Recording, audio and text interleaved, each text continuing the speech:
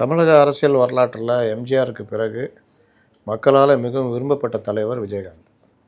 தனது அவருடைய ஒவ்வொரு இதுலேயுமே ஒரு ஆளுமை இருக்கும், ஒரு ஆண்மைத்தன்மை இருக்கும்.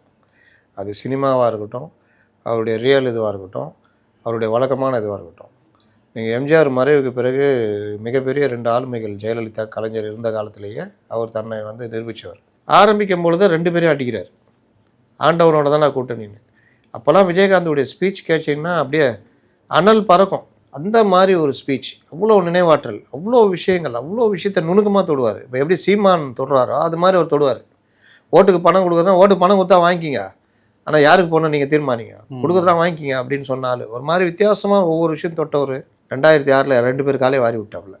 2 பேரும் தொங்கு சட்டசபை. கலைஞர் லாஸ்ட்டில் வேறு வழி இல்லாமல் மைனாரிட்டி கவர்மெண்ட்டு ஜெயலலிதா சொல்லுவாங்கள்ல, இவரால் தான் நடந்தது. ஜெயலலிதாவும் சேர்த்து காலை வாரி விட்டார்.